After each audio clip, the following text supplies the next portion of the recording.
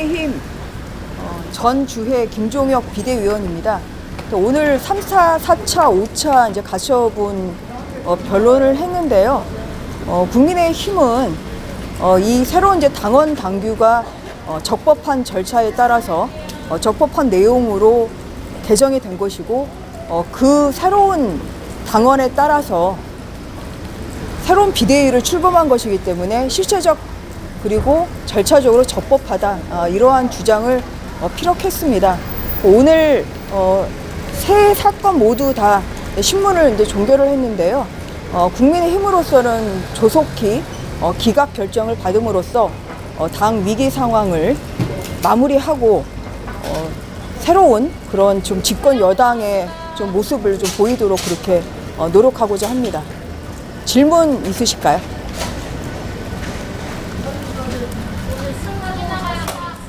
네? 잘 안 들리네. 예. 좀 법원이 저는 제대로만 판단해 주신다고 하면 저희가 승소한다고 생각합니다. 아까 이제 말씀드린 대로 이 당원 당규 개정조차도 누구 특정인을 지금 배척하기 위해서 만든 것이다. 이제 이것이 채권자 측의 주장인데요. 그것은 그 천동설과 같은 그런 주장이기 때문에 그 주장이 받아들여지지 않는 한은 당원 당규는 당연히 그 적법한 것이고 거기에 따라서 그 새로운 당원 당규를 현재 적용해서 출범한 이 비대위는 당연히 적법하다고 생각합니다. 이준석 대표가 법정에서 국민의힘 측이 법정에서 정치를 하고 있다 이런 식으로 비판하는 얘기를 했는데 여기에 대해서 좀 어떻게 정치를 사법의 영역으로 끌어들인 게 누군가 묻고 싶습니다. 저희가 이렇게 나와서 지금 변론하게 된 것은 결국은 저희가 채무자가 됐던 것이죠. 그래서 정치적인 결국은 행보를 한 것은 이것을 결국은 이 사법부를 끌고 온 채권자 측이라고 생각을 하고 저희는 소송을 당하는 입장에서 채권자의 청구가 이유 없다는 것을 논리적으로 설득력 있게 좀 말한 것입니다. 한 가지 더 말씀드리면 사실 다음 주가 국정감사입니다. 국민의힘으로서는 집권 여당으로 맡게 되는 첫 국정감사인데요. 이 가처분이 지금 진행이 됨으로 인해서 아직도 당이 굉장히 어수선합니다.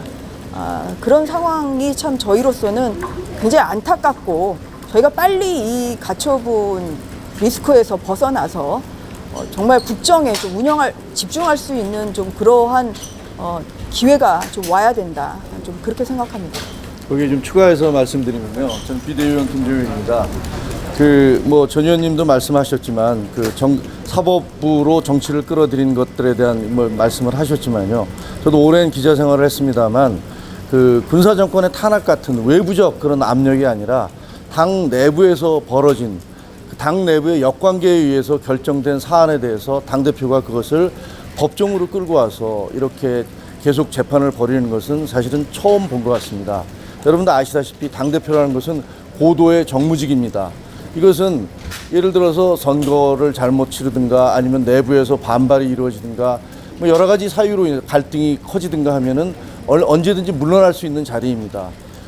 실제로 국민의힘 내부의 당대표들도 임기를 못 채우고 나간 분들이 굉장히 많았습니다. 물론 법적으로 따지면 그분들은 다 소송을 걸 수도 있었고 문제를 제기할 수도 있었습니다. 하지만 그렇게 하지 않았습니다. 왜? 당대표는 고도의 정무직이기 때문입니다. 만약에 이번에 가처분 신청이 또다시 인용이 된다면 당은 아마도 집권 여당은 거의 큰 혼란에 빠질 것이고 국정은 마비 상태에 빠지게 될 것입니다. 정당 민주주의, 정당 정치의 본질적인 어떤 그런 원칙이 그런 것을 노리고 있는 것은 아닐 거라고 생각을 합니다. 그래서 저희는 재판부가 현명하신 판단을 하실 것으로 믿고 있고요. 정당 정치가 정상적으로 사법이 아니라 그야말로 정치가 부활될 수 있는 그런 상황이 오기를 바랍니다. 그래도 인용이 만약에 될 거를 대비해서 방안을 준비하고 계신지. 저희는 방안은 지도부에서 말씀하신 게 있는데요.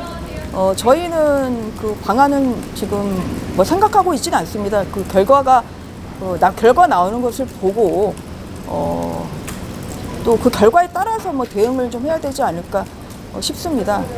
그 저희가 이제 주장했던 것 중에 하나가 이제 주호영 비대위원장에 대한 직무만 이제 정지가 됐을 뿐이고 사실 8월 5일에 내려진 그 상임 전국위원회에서의 비대위 전환 해석 그리고 8월 9일에 전국위원회에서의 주호영 비대위원장 의결 이 자체가 효력 정지가 된 상태가 아닙니다. 주문만 구속력이 있는 것인데요. 주문에는 그 부분이 빠져 있습니다. 그렇기 때문에 그래서 저희는 그 이후에 이루어진 행위가 일단은 법률적으로는 유효하다. 이러한 판단을 하는 것이고요. 그리고 만약에 거기에 대해서 정말 이 효력 정지를 시켜야 된다고 생각하면 그거는 채권자 측에서 항고를 했어야 된다고 생각합니다. 그런데 재판부의 각하 결정에 대해서 채권자가 7일 이내 즉시 항고를 하지 않았기 때문에 이 부분은 결국은 확정이 된 상태입니다. 그렇기 때문에 저희는 그 새로운 상황에 맞춰서 새로운 당원을 적용해서 만든 이 비대위는 이것은 매우 유효하다. 뭐 이러한 논리 전개를 하고 있고 이 부분에 대해서 재판부에도 오늘 그 부분을 설득력 있게 말씀을 드렸습니다. 방금 그 지도부에서 계획 같은 게 있다고 말씀을 해주셨어요. 아니요, 모르고 있습니다. 저는. 네, 저희는 이제 결과 나오는 걸 보고 나서 그거는 판단을 해야 되는 것이고, 그래서 아직 뭐 결과를 뭐가 나오기 전에 뭐 어떠한 결과에 대비해서 플랜 B를 세운다. 아직 제가 아는 바로는 그런 구체적인 플랜 B는 저는 없는 것으로 알고 있습니다. 저희는 이 결정이 기각 결정이 나올 수 있도록 끝까지 최선을 다하도록 하겠습니다. 오늘 정진석 비대위원장님 그 입국하시는데 그 사전에 혹시 가처분 신문 관련해서 그 얘기를 나누셨을까요? 따로 이제 말씀드리진 않았고요. 뭐 저희가 그러니까 출국하시기 전에 뭐 잘 준비하겠다 그 정도의 말씀만 제가 비대위원장께 드렸습니다. 네, 마치겠습니다. 예. 수고 많으셨습니다.